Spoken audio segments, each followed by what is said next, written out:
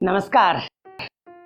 मैं हूं आपका मित्र नरेश और आप सभी को आपके अपने YouTube चैनल में हार्दिक स्वागत करता हूं। मित्रों, आज जो मैं आपके साथ जिस टॉपिक पर अपना विचार बांटना चाहता हूं वो टॉपिक बड़ा चौंकाने वाला है। क्या आपको पता है कि अमीरी और गरीबी दोनों भाई हैं? और इस बात की पूरी जानकारी के लिए आप मेरे साथ इस वीडियो के अंत तक बने रहें। तो मैंने ये कहा कि अमीरी और गरीबी दोनों भाई हैं, तो फिर आपको ये जानने का इच्छा हो रहा होगा कि आखिर ये किनके संतान हैं। मैं आपसे ये कहना चाहता हूं, ये आपके विचार के संतानें हैं। ये आपके दिमाग से ही पैदा होता है। जो आप विचार करते हैं उसी विचार के कारण कुछ लोग अमीर हो जाते हैं और कुछ लोग गरीब हो जाते हैं। आप कहेंगे सच में ये दिलचस्प वाला बात है। हाँ, बिल्कुल दिलचस्पी भरा बात है। आइए इसे समझते हैं कि एक गरीब आदमी है और एक अमीर आदमी है, दोनों में क्या अंतर है। दोनों में उनका विचार और उनके सोच का अंतर है।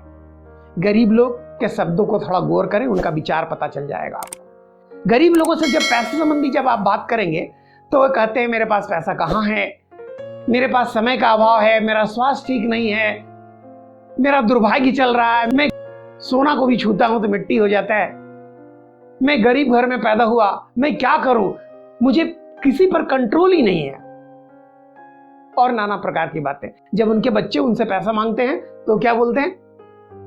वो कहते हैं खाली तुमको पैसा ही सूझता है क्या, पढ़ाई लिखाई पर ध्यान नहीं देते, पढ़ाई करो, पैसा से दूर रहो। इस तरह की बातें उनके पास आती है। वो तो यहां तक कहा जाते हैं कि बेटे क्या तुम बहुत बड़े टाटा बिरला के घर में जन्म लिए हो क्या? क्या पैसे पेड़ में फलते हैं क्या? भागो जाओ, ये सब कुछ नहीं है। इस तरह की बातें वो करते हैं। इससे उनका विचार आपको समझ में आ रहा होगा। जबकि यही बातें, यही कमियां अमीर लोगों के बीच में भी होती है, और वो इसी बात को, पैसे की कमी की बात को वो इस तरह से अपने बच्चों से डील करते हैं। अच्छा, तुम्हें पैसा चाहिए, आओ विचार करते हैं कि वो पैसा कहां से आएगा। आपको कार चाहिए, आओ विचार करते हैं किस योजना के तहत, किस काम के तहत हम लोग उस काम तक पहुंच सकते हैं, उस कार तक पहुंच सकते हैं। ये दो लोगों का दो विचार, जो एक को अमीरी की दिशा में ले जाएगा और एक को गरीबी की दिशा में ले जाएगा। मैं आपको सावधान करना चाहता हूं मित्रों, आपके पास जो मन है वो तीन तरह के मन है, एक नहीं तीन तरह के मन है। पहला को आप जानते हैं चेतन मन, दूसरा को आप जानते हैं अवचेतन मन, और तीसरा को जानते हैं अति चेतन मन के नाम से। चेतन मन के पास ये पावर है, वो सही और गलत को छटनी करते रहता है। वो आपको इंस्ट्रक्शन देता है कि ये गलत है, सही है।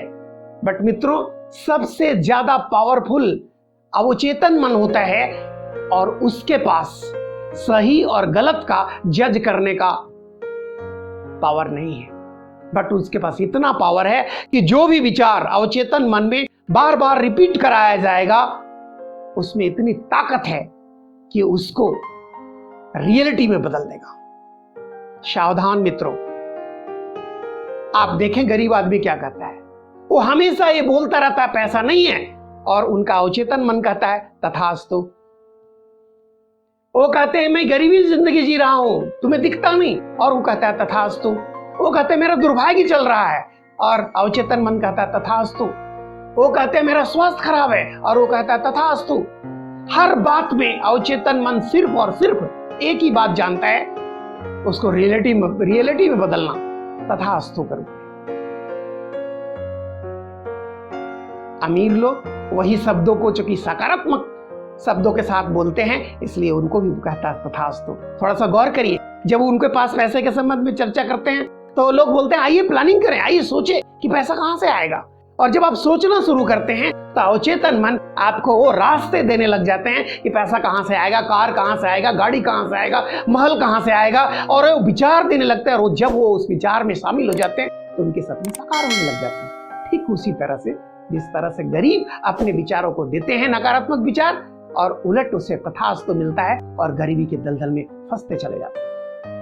आइए इसे समझने के लिए थोड़ा सा और गहराई में जाते हैं। हम आपको एक कहानी के माध्यम से इस बात को और क्लियर करना चाहते हैं। एक व्यक्ति जिनकी मृत्यु हुई, और व्यक्ति, जैसा कि हिंदू धर्म में आप जानते हैं, जब लोग मृत्यु होते हैं तो ऐसा माना जाता है कि वो धर्मराज के पास पहले ले जाता है यमराज उसको, और उसको भी धर्मराज के पास ले जाया गया, चित्रगुप्त के पास। और जब चित्रगुप्त के पास ले जाया गया, चित्रगुप्त ने धर्म खाता उल्टाया और उसके पाप पुण्य का गिनती किया। संजोग बड़ा अजब था, 50-50 आया, आधा पुण्य आधा पाप। इस कदर चित्रगुप्त ने उसे आदेश दिया, ये व्यक्ति आधा समय तक स्वर्ग में रहेगा और आधा समय नरक में रहेगा। अब ये बात आई कि पहले कहां रहेगा।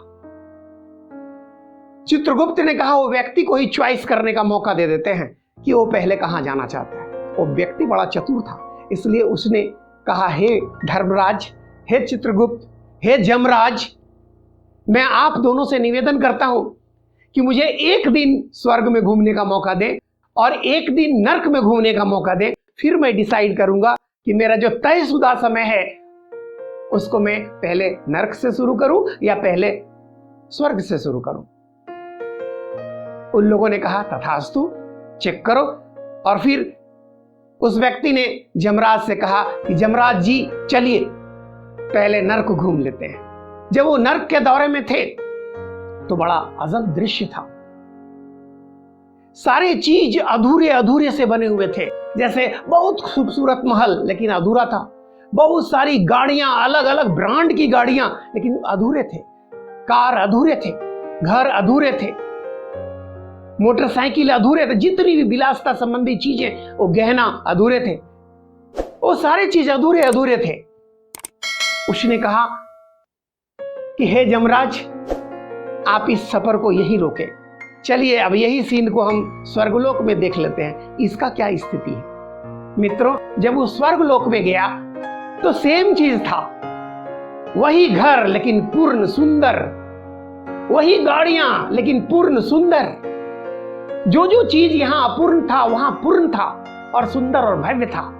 उस व्यक्ति ने यमराज से पूछा, हे यमराज, मुझे ये राज बताएं कि आखिर नरकलोक में सारे चीज अधूरे क्यों हैं और वही चीज स्वर्गलोक में पूरे क्यों हैं।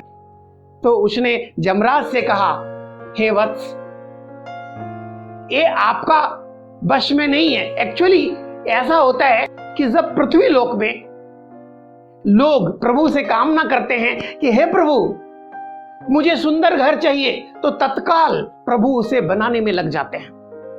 वो जब कहते हैं कि मुझे खूबसूरत कार चाहिए, तो प्रभु तुरंत उसे कंप्लीट करने में लग जाते हैं। वो कहते हैं हमें गाड़ी चाहिए, घोड़ा चाहिए, जो भी चीज चाहिए, वो तत्काल प्रभु उस पर काम करना शुरू कर देते हैं। लेकिन गरीबी और मध्य वर्गीय लोगों का ये हैबिट है कि वो बहुत देर तक उस कामना में बने नहीं रहते हैं, वो तुरंत अपने मार्ग से भटक जाते हैं।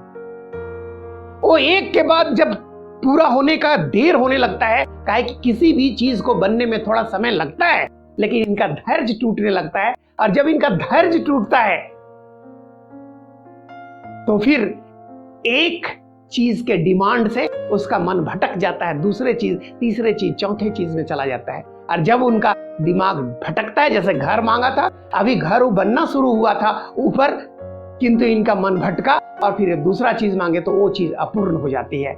जितने भी चीजें अपूर्ण रहती है, ये इनका डिमांड रुक जाता है, इनका विश्वास टूट जाता है, तो प्रभु वहीं स्टॉप कर देते हैं। किंतु अमीर लोगों के बीच एक खास चीज है, जब वो एक चीज जब वो डिमांड करते हैं प्रभु से या अपने मन में विचार लाते हैं, तो वो चीज में तब तक केंद्रित रहते हैं जब तक वो चीज पूर्ण नहीं हो जाए। चॉइस आपका कि आप क्या सोचते हैं। हे मित्रों, मैं आपको इस कहानी के माध्यम से ये बताना चाहता हूं कि जिस तरह से मानव अपने भाग्य का विधाता है, उसी तरह से मानव अपने दुर्भाग्य का भी विधाता है। चॉइस आपका कि आप अपने भाग्य का विधाता बनना चाहते हैं, अमीर बनना चाहते हैं, या फिर अपने दुर्भाग्य का विधाता बनना चाहते हैं। चॉइस आपका। लेकिन मैं आपसे कहूंगा कि चूंकि चॉइस आपके पास है, कंट्रोल आपके पास है, तो क्यों ना हम सकारात्मक चीजों को लें और एक अच्छी जिंदगी जिए। और इसी आशा विश्वास के साथ मैं नरेश आपसे विदाई लेता हूं। मिलता हूं अगली कड़ी में। तब तक के लिए मैं आपसे ये कहूंगा कि यदि ये वीडियो आपको अच्छा लगा हो तो उसे लाइक करना ना भूलें, और यदि ये आपको प्रेरित करता हो तो इसे शेयर करना ना भूलें। और यदि आप चाहते हैं ये वीडियो आपको लगातार मिलता रहे तो सब्सक्राइब करना ना भूलें, और फिर मैं ये कहूंगा बेल आइकन प्रेस करना ना भूलें, ताकि ये वीडियो, आने वाला वीडियो सबसे पहले आप देख सकें। इसी आशा विश्वास के साथ मैं नरेश आपसे विदाई लेता हूं। आपको बहुत बहुत धन्यवाद। Thank you.